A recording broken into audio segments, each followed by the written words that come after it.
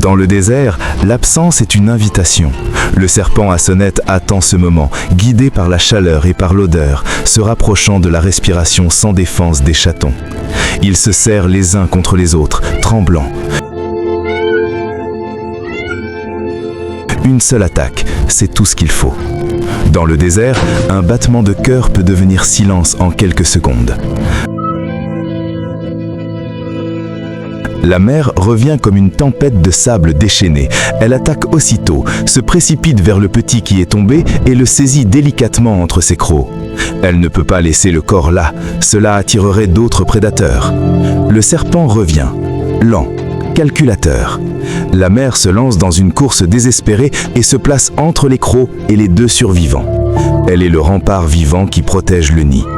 Elle bouge avec une agilité fantomatique, chaque pas est précis, son corps se plie et tourne avec une grâce féline. Les chatons se blottissent, incapables de se défendre, dépendant entièrement d'elle. Leur destin est entre ses griffes. Le serpent se dresse en oscillant, cherchant un angle vers son cou. Chacun pousse ses limites. Les serpents à sonnette sont des chasseurs à l'affût.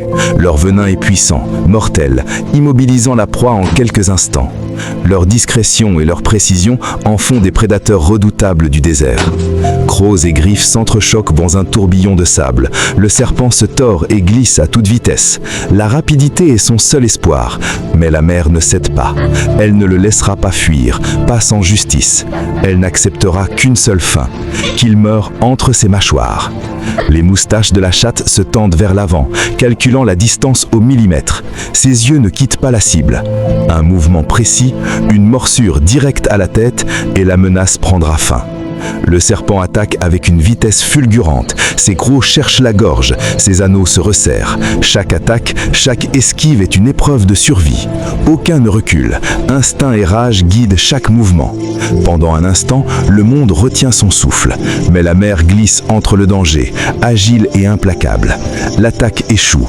Elle est toujours debout, vivante. Elle ne laissera plus jamais ses petits seuls. Elle se jette en avant. Ses griffes frappent encore et encore. Les anneaux commencent à se déchirer, des blessures s'ouvrent sur le corps qui se tord. Le serpent tente de fuir, blessé, mais elle ne lâche pas. Puis vient le mouvement final. Ses dents s'enfoncent, ses griffes serrent, elle le secoue avec une fureur incontrôlable, comme une tempête impossible à arrêter. Chaque mouvement est un cri de vengeance. La gorge du serpent est détruite, le grelot s'éteint, inerpe. Elle continue de mordre jusqu'à séparer la tête du corps, puis elle commence à se nourrir. Le prédateur devient la nourriture dont elle a besoin pour allaiter ceux qui ont survécu.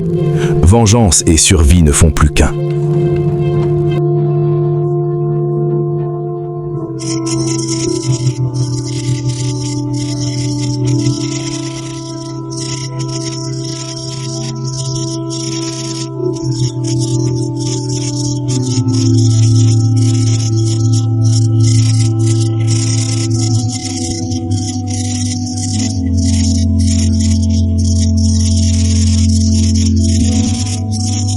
Mais le sable recommence à bouger. Sous la surface, un autre maître du camouflage avance en silence. La vipère cornue du Sahara se déplace sous le sable comme si elle nageait dans l'eau, réduisant au minimum le risque d'être détectée par d'autres prédateurs.